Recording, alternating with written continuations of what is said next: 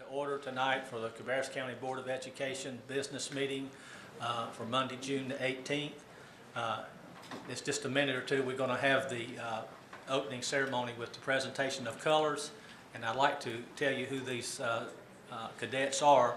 The opening ceremony tonight will be conducted by a combined unit of the Air Force Junior ROTC cadets as follows: Cadet Captain Chris Finley from Northwest Cabarrus High School, Cadet Captain Ashley Haas from Central Cabarrus High School, Cadet Captain Alisa Shepard from Mount Pleasant High School, Cadet Captain Kushal Patel from J. Robinson High School. And tonight the cadets are being led by Lieutenant Colonel Nelson English, United States Air Force, retired, and Lieutenant Colonel Scott Rose from United States Air Force, retired, and Master Sergeant Carlos De La Cruz, U.S. Air Force, retired. Will you all stand for the presentation of colors?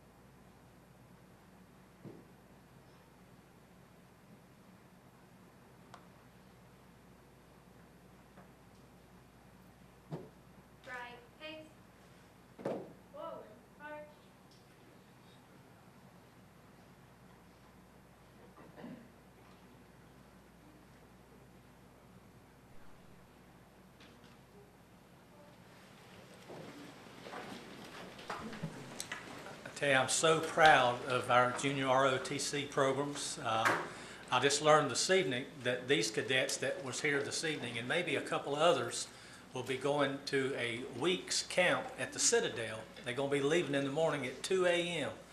And they just do such a wonderful job for the presentations. And if you were at the graduations last week, you would have seen that we had representation there every night for the graduation. And so it was a great experience. I wanted to mention now, I told you that I thought we'd have an officer tonight from the Cabarrus County Sheriff's Department, and we do. He's in the back there. And we have Officer Dean Vernon, and he's the SRO at Northwest Cabarrus High School. Good to have you with us tonight. Thanks for being here. Okay, board members, we're going to move forward now to setting the agenda. We've had the agenda since last week, and of course it's a carryover from the work session. So do I have a motion that we accept the agenda as presented? Motion second. All in favor say aye. Aye. Okay, motion carries. The agenda is adopted. Okay, now we'll move forward with the recognition portion of our meeting tonight. Our first recognition will be the Hillbush Ford Teacher of the Month Award I'd like to ask Dr. Colleen Sain, Ms. Kathy Auger, and Mr. Tim Vaughn to the podium here to make this presentation.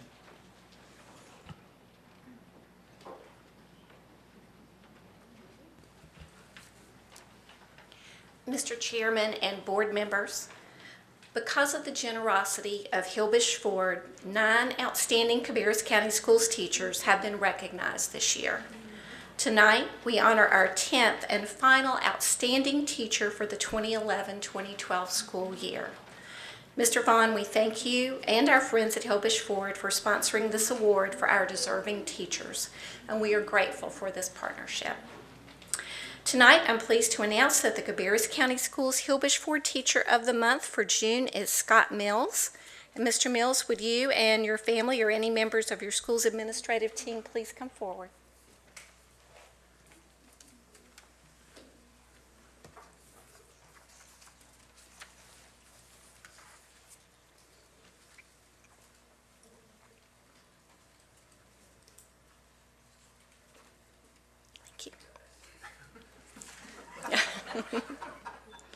Scott Mills is the band director at Harold E. Winkler Middle School.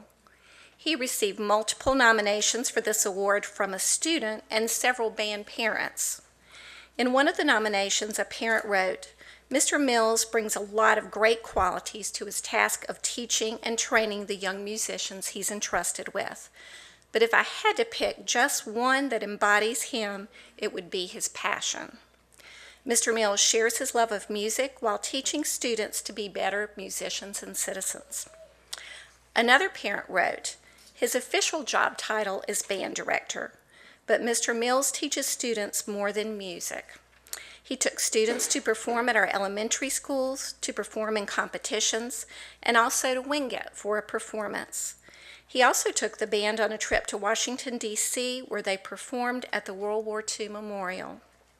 And he even worked with the band director at J.M. Robinson High School to arrange an evening during football season for the band members to spend the evening with the Robinson High School band during a football game."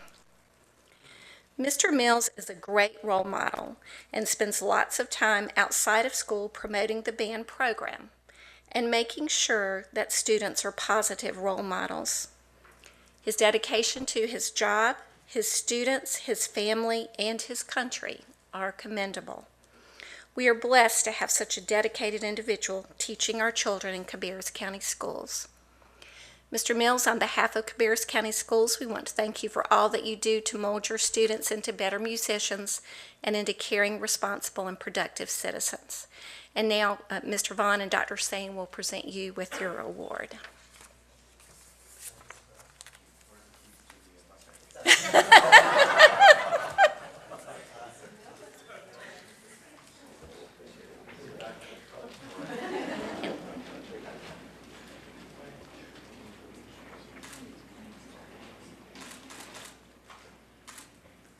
And we'd like to invite you to shake the hands of our board members. Thank you.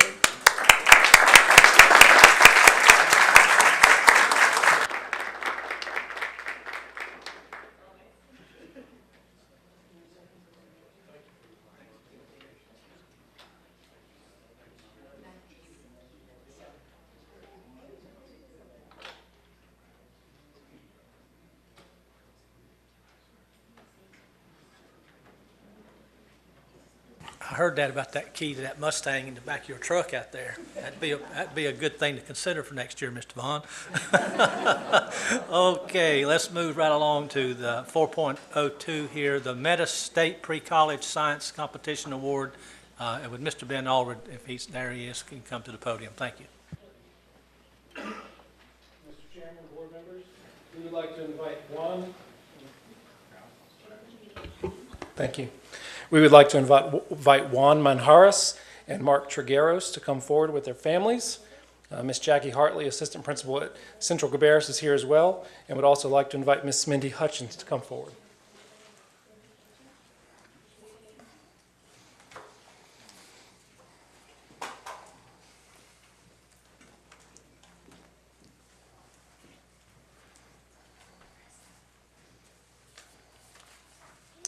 Cabarrus County Schools works in partnership with UNC Charlotte to provide enrichment opportunities for Hispanic students in the areas of math, science, engineering, and technology. Students in middle and high school are offered the opportunity to attend sessions on the university campus one Saturday a month during the school year and 1 week in the summer. The middle school program prepares students to move into a pre-college program as they enter high school. Ms. Hutchins, a teacher in our school system, has worked with the university and the METIS program since the beginning, approximately 4 years ago. We want to thank her for her dedication and commitment to the students and their growth. This program started with 4 students. This year, 98 applications were received and processed for the summer camp, started today at UNC Charlotte. Tonight, we would like to honor 2 students for their outstanding accomplishments in the METIS program. Juan Manjares and Mark Trigueros were 2 of the first students to join our METIS program in 2008. For the past 2 years, Juan and Mark have won the regional competition in the rocketry division to qualify for the state competitions. In 2011, they finished second in the state, and this year they finished first. They competed against other regional qualifiers from 8 other pre-college programs held on university campuses across the state. Both young men are rising seniors at Central Cabarrus High School and play soccer there. Juan will be taking honors chemistry, honors English 4 in the fall, and Mark is in the ROTC and will be taking AP European History and AP Literature. We congratulate both of these young men, their families, and Ms. Hutchins for their efforts.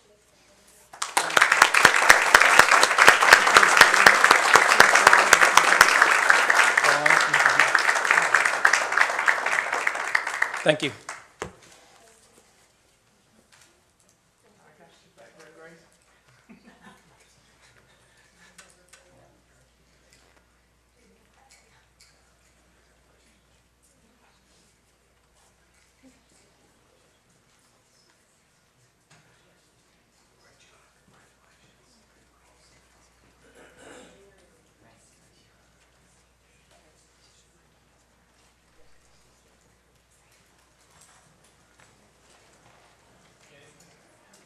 Okay, our next award will be presented by Miss Ronnie Boone. And Miss Boone, if you'll come to the podium, this is the State Soil and Water Conservation Competition Champion computer-generated slideshow. So I think you'll find this interesting. I've already seen it myself. It's very interesting.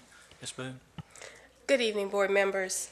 I would like to invite Hannah Watson to come forward along with her teacher, Ms. Jody Hott, and with Mr. Dennis Testerman from the Cabarrus Soil and Water Conservation District.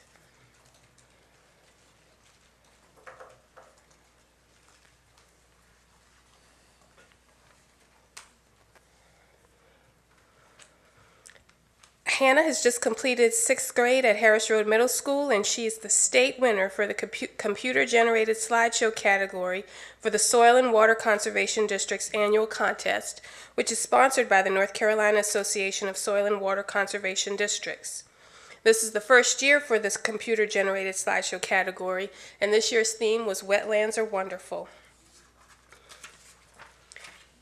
Hannah's slideshow answers the question, why in the world would we need to preserve wetlands? And then proceeds to explain why we should preserve the wetlands and how we can protect them. Hannah began her journey to the state title by competing in the district event, which is sponsored by the Cabarrus Soil and Water Conservation District under Mr. Testerman's area.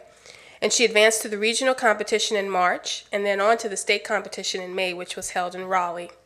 Hannah, on behalf of all of us in Cabarrus County Schools, we say congratulations and thank you for doing your part to educate others about this important environmental issue. Congratulations.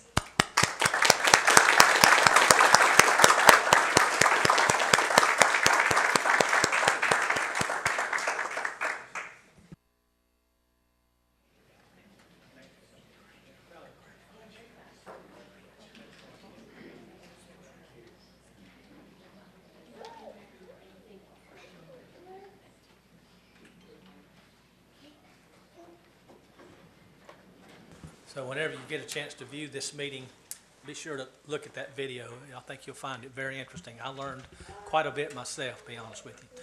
Okay, let's move on to 4.4. This is the Gatorade North Carolina High School Baseball Player of the Year, and Ms. Donna Smith's ready to go. and I am pleased to present this. Unfortunately, tonight Corey Seeger is unable to join us, but I have many things to share with you. ESPN and Gatorade have chosen Northwest Cabarrus High School's Corey Seeger as the 2011-12 North Carolina Baseball Player of the Year. This award recognizes outstanding athletics excellence, but also the highest of standards in academic achievement and exemplary character on and off the field.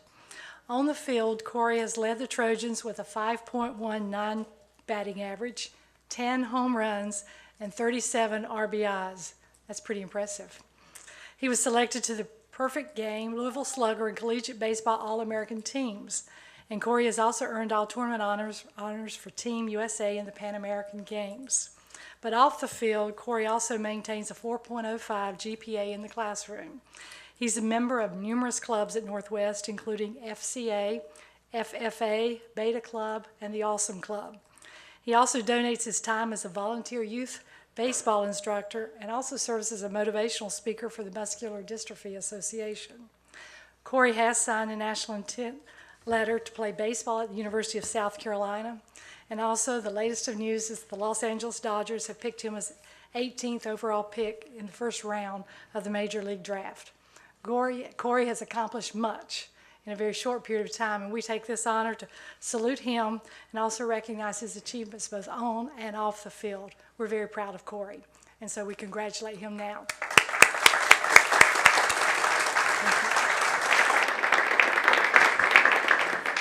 Thank you very much for that award there, Donna. All right, we'll move on now to 4.5, the Energy Star Award. Mr. Wickey's not here, so we have Mr. Cliff Moyer, if he'll come to the podium and make this Energy Star Award. The representatives from Coxville High School, please come forward. Thank you.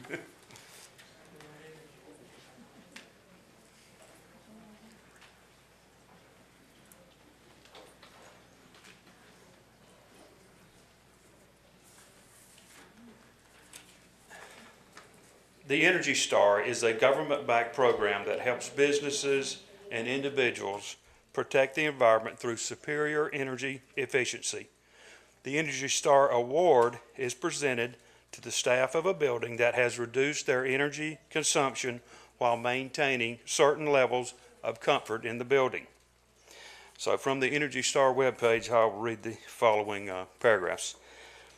Schools, the nation's 17,000 K through 12 schools in the district spend more than $6 billion on energy. This is more than combining the cost for computers and textbooks together. Unfortunately, as much as 30% of that energy is used inefficiently. So the Energy Star, in order to promote this savings of energy, the U.S. government, through the Environmental Protection Agency, the EPA, has provided a quick and easy way to benchmark the energy performance of an individual building. A building whose performance is among the nation's top 25% that maintains a healthy indoor environment can qualify for the Energy Star Award. And Coxville High School has met these goals. In addition to meeting these goals, the last 10 months, if you compared the electrical usage at Coxville High to the previous year, they have reduced their electrical usage by over 152,000 kilowatt hours. And through my calculations, I've estimated that at the end of the year, in their efficiency rating, they will be at 50,000 BTUs per square foot, which means that they are the most efficient high school in the district. Thus, I am proud to present this award to Mr. Todd Smith, Principal, Mr. Mark Lowry, Assistant Principal, and Mr. Jesus Costello, Head Custodian. Thank you.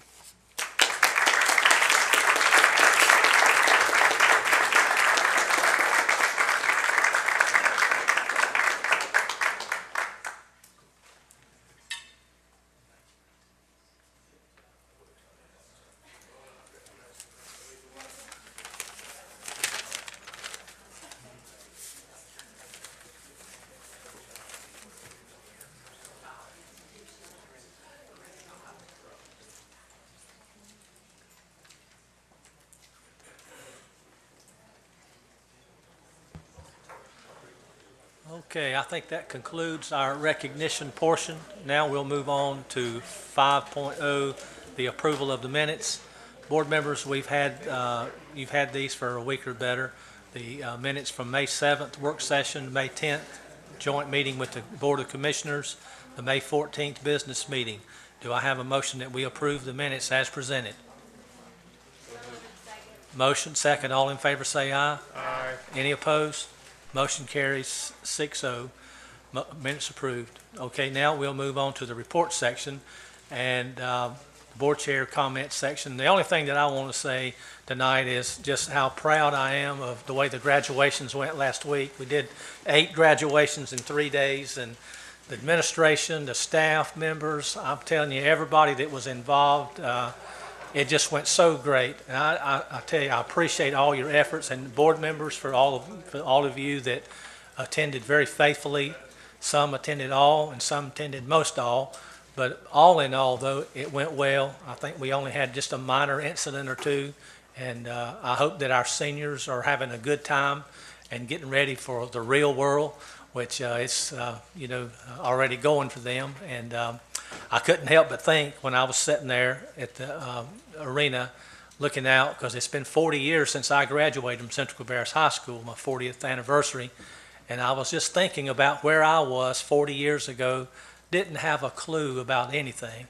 And I suppose there was a lot of those kids just like me back then, but you just don't never know where you're going to end up. But I'm very thankful, though, for everybody that did all they did, because it was tiring, very taxing on everybody, but I'm glad it went well. Now, the superintendent, Dr. Sain, you have any comments you want to pass to the audience? I do. Dr. Shepard left me with a few comments that I'd like to share with you. As a general reminder for the public, we've begun our summer hours last week. All Cabarrus County schools and buildings will operate on a 4-day work schedule, and we will be open Monday through Thursday from 7 a.m. to 5 p.m. in this building. The one exception is the week of July 4th, when our buildings will be open 8 hours each day and closed for July 4th for Independence Day. Please check the information posted on our district website for information about each school's enrollment hours. And now, Mr. Shue, I know why you were so tired. We graduated 1,954 young people from our district. So congratulations to those and their families on all the accomplishments of these young people. I'd like to also extend my thanks to the many school and district staff members who worked tirelessly to ensure that each graduation went smoothly and that our guests had a pleasant experience. And even as we close out one year, we think towards the next year. So as we look forward, you'll be able to find information about open house and school opening and dismissal times available on our district website. That concludes our comments. Thank you. Thank you, Dr. Sain. And I have to admit, it did go smooth the way everything went. And in talking to these students, I noticed Dr. Sain was beside me about the whole time. Matter of fact, every one of these. And she really wanted to know where these kids were going to school, what their efforts were going to be directed toward when they left there. And so many was going to various community colleges. I think we had one going to Harvard, USC, Tennessee, Virginia Military Academy, the Naval Academy. These kids were going everywhere. It's scattering. So it makes me real proud, to have been able to take part of that. So anyway, the next thing we're going to move on to is 7.0, and I believe we have a guest speaker on schedule for tonight, and I'd like to ask and see if Albert and Tara Wiggins, if you're here, it's time for come up to the podium, and you can speak to us. I think you have some concerns with playground and safety and possibly some solutions and different things that you might want to talk to us about. Just want to remind you that you'll know that there's a little timer on the podium there, and it's got 3 minutes on it, and that's how many minutes you have. And when you get down to about 20 seconds, you'll see a yellow light come on, and when it gets red, you know it's time for you to stop. Okay? Thank you for being here. Okay. Thank you. Thank you. Good evening. First, we'd like to thank Dr. Sain and all of the board members for giving us this opportunity to come out and voice our concerns. On April 19, 2012, our daughter was injured on the playground at Cox Mills Elementary School. We are here as concerned parents, not only for our daughters, but for all the students in Cabarrus County Schools. Playground safety and bullying is a concern nationwide for many parents. It is time for a plan of action, putting school safety first, eliminate the tolerance for bullying, review policies and procedures in order to make the necessary amendments. Aggressive behavior can no longer take a back seat, and every offense should be addressed immediately. We would like to make the following recommendation. Playground safety training for faculty and students to be reviewed at least 3 times during the school year. Address aggressive behavior on the playground immediately by calling parents. Faculty should be strategically placed between playground equipment that have a high incidence of injuries. Eliminate faculty from sitting down during recess, and minimize the amount of grade levels outside on the playground at any given time. Thank you for your time. You're very welcome. Thank you both for being here, and we'll take those comments on advisement. Dr. Singh, I see you're making some good notes here, and so we'll be addressing those concerns as they see fit. Thank you again for being here. You're very, very welcome. Okay, ladies and gentlemen, I believe we have one more. Do we have Miss Beth Purcell? Is it Purcell? Yes. Okay, and she wants to talk to us about the public virtual school option for North Carolina children. And Thank you. You remember what I told the other couple there? Yes, 3 sir. minutes, and your timer's going to start when Ms. Monroe sets it, and when you start, we're ready to go. Thank Thank you. you. Thank you, Chairman Hsu, board members, for a moment of your time this evening. I am here. I want to commend this board for your bold leadership and your progressive pursuit for innovative public school choices for the children of North Carolina. My name is Beth Purcell, and I drove here tonight from Greenville, South Carolina, to speak on behalf of the children of North Carolina.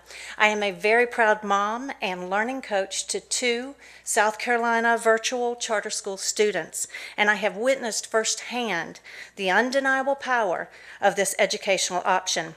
My son is a gifted and talented learner, an advanced learner, and he is constantly in search of a challenge. He learns at an accelerated pace and is always eager to reach the next level. My daughter was born with a brain disorder called agenesis of the corpus callosum, and she is missing the bundle of 200 million nerves that connect the 2 hemispheres of the brain. This creates difficulty in processing information, and she benefits from one-on-one instruction and creative teaching techniques. We are talking about an intelligent young lady interested in learning and achieving, but just unable to succeed in the traditional educational environment. Virtual education helps both of my children succeed. While our local traditional brick and mortar district school was excellent and our teachers were very caring and dedicated educators, this school just simply was unable to meet my children's needs. We just completed our 4th year of virtual school. My daughter is a happy, independent, confident, rising freshman, thriving at grade level and retaining so much more than I ever dared imagine. Virtual education has put a high school diploma within her reach and has made a college degree a reality and a goal for her. And my son, well, he doesn't have to search so hard for those challenges any longer. Through hard work at an accelerated pace and consistently high test scores, he has advanced 2 grade levels and is currently a 12-year-old rising freshman enrolled in sophomore level English and math classes. Virtual education has created an energized, independent, inquisitive learner focused on the endless possibilities for his future. I know that change is difficult, and opposition is usually born out of fear and misunderstanding. Virtual education is here to stay. Currently, 30 states across our nation offer a public virtual education option for their families. The demand for virtual education is on the rise nationwide. This board recognizes that North Carolina's children deserve a menu of public educational options that will allow them to find the very best fit for their educational learning needs. North Carolina Virtual Academy is waiting for you to tell their 1,500 children that enrollment for the 2012-2013 school year is available. Thank you for your time this evening. You're very welcome. Thank you, Mrs. Purcell. You had that right down on the minute, didn't you? Okay, ladies and gentlemen, we're going to move on now, board members, to number 8.0, the approval of the consent agenda. These are the items that we worked on our work session. And do I have a motion that we approve the consent agenda? So moved. Motion, second. All in favor say aye. Aye. Any opposed? Motion carries 6-0. Agenda items on the consent agenda have been approved. Now we'll move to 9.0, the action agenda, where we'll have Jason Van Hukelum at the podium there to give us the rundown on the 4-day school week at the Performance Learning Center. Thank you, Mr. Chairman. You guys were able to review the proposal last time we met. We did tweak that based on the recommendations of the board to include the teachers rotating in and out of those Fridays that Mr. Blackburn was going to be there by himself. So we've sent that schedule to you. It's here. Basically, half the teachers will report on some of the days, and the other half will report on the other days. So if you have any questions about that. Okay, thank you, Jason. Board members, we'll start on Mr. Furr's side. Remember, we discussed this last week or 2 weeks ago, and so if you have any questions, we'll start on your side. No comments? Ms. Blackwelder? No questions, just a general comment. I'm glad that to see they did the staff change there. That was important to me. I was a little bit worried and concerned, so thank you for doing that. Thank you, Ms. Blackwelder. Mr. Kiger, you have comments? No, well done. I think I'm eager to hear back how it progresses. So I think it'll go well. Thank you. Thank you, Mr. Kiger. Ms. Carpenter? I'm hitting my mouse instead of I'm over here beating the mouse to try to turn on my mic. Been a long day. No, I think that's great. And again, we'll get a report back. I'd kind of like to get one back the first year just to see how we're going with it. Thank you. Thank you, Ms. Carpenter. And Ms. Minot, you have comments, questions? The only comment I have is I think this issue here with being able to go to the 4 days because it seems to be the best thing for our children in that particular situation, plus the speaker who just spoke to us, are things that I like to see where we have options and we make those decisions here in Cabarrus County. Thank you, Ms. Minot. Okay, board members, this is an action item, so do I have a motion that this 4-day school week at the Performance Learning Center be approved as presented? So moved. Have a motion? Motion. Second, Mr. Furr. All in favor? Aye. Any opposed? Okay, Ms. Monroe, motion carries 6-0. Thank you, Mr. Van Hukelum. Okay, now we need to have Mr. Chris Leiter to the podium. We're going to talk about the graduation dates for the 2013 year. Mr. Leiter, you're there, so we're good to go. As some of you have said, we had great graduation ceremonies this past week. The one piece of feedback that we got quite a bit of starting back in about Christmas time was that because of our schedule, we had graduations on Monday, Tuesday, and Wednesday, which we haven't had for quite a while, if ever, since we've been at the arena.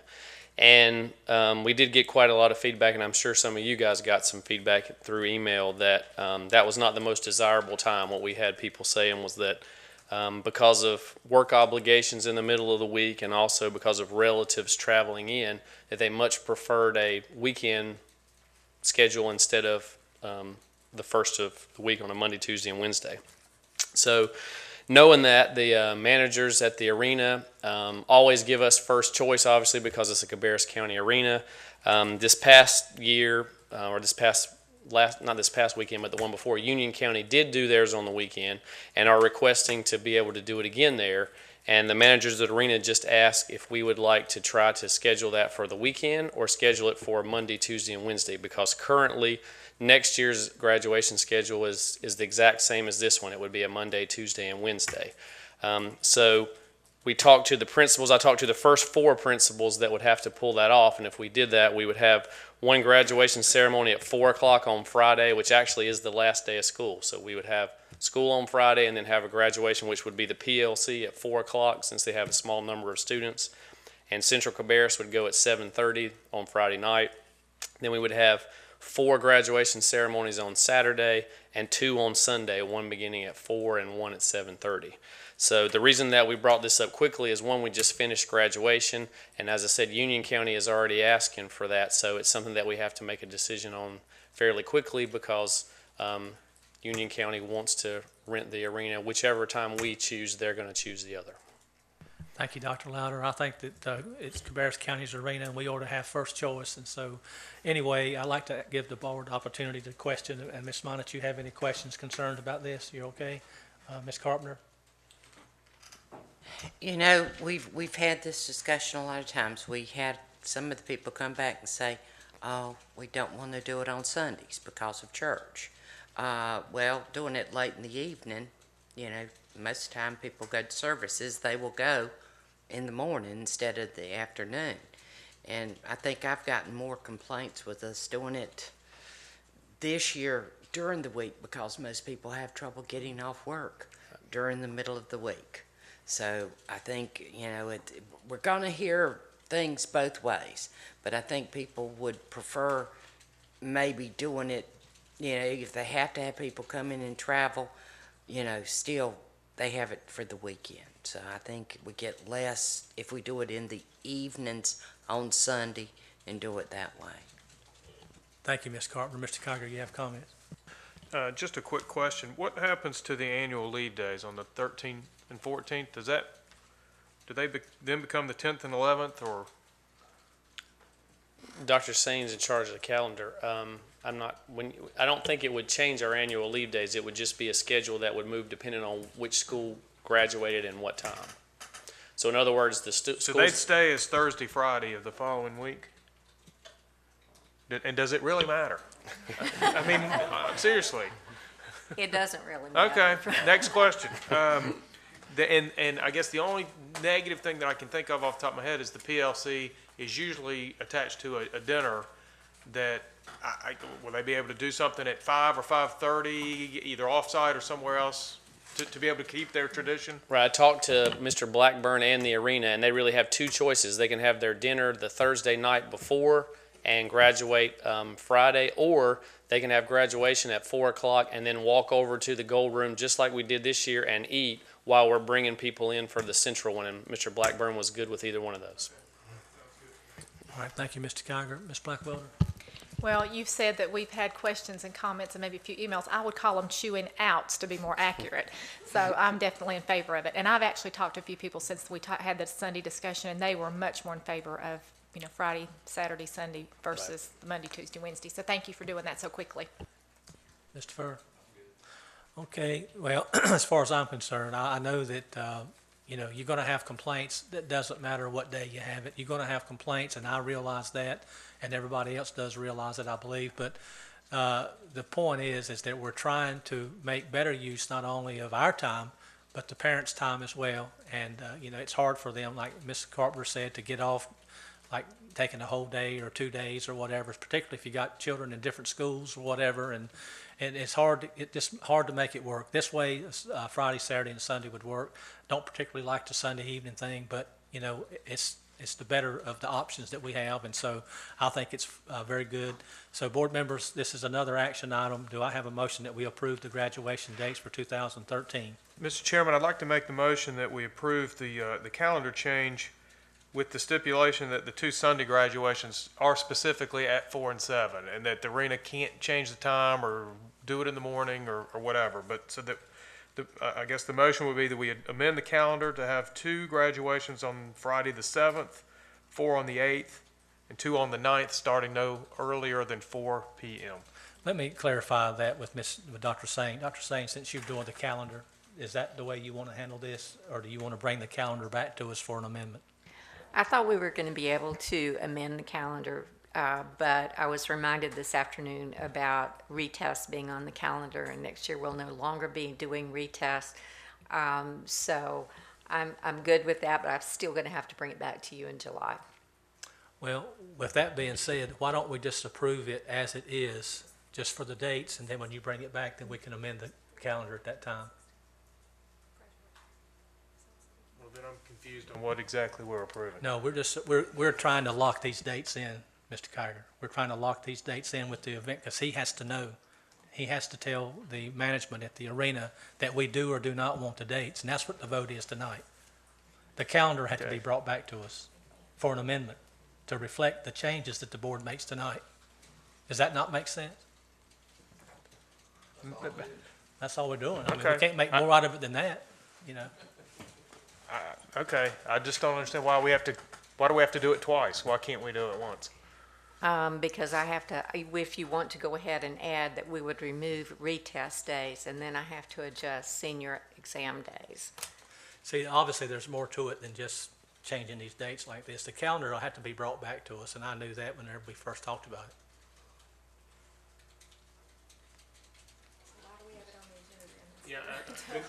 Again, then Yeah. That's the whole reason that we're having this, is so that we can lock those dates in, because Union County's wanting to know something from the arena management, and we're wanting to tell them, yes, we want it. And if we don't want it, that's sports well, then decision. is there something flawed with my motion? Yeah, That we adopt the dates of June 7th, 8th, and 9th for graduation, with the 9th being stipulated that graduation cannot start any earlier than 4 o'clock in the afternoon. yeah, that's no problem with that. I'll And second the calendar that part was motion. the problem that we had. I'll second that. Okay, we have a motion and a second. All in favor say aye. Aye. Okay, any opposed? Motion carries 6-0. Okay, Dr. Louder, you're good to go with that. Now, and Dr. Sane, as you mentioned, she'll be coming back to the board again, I guess on July the 2nd, which will be our only meeting for the month of July, be a joint work session, business meeting together. And she'll be bringing the calendar back, revised calendar that we'll have to approve at that time.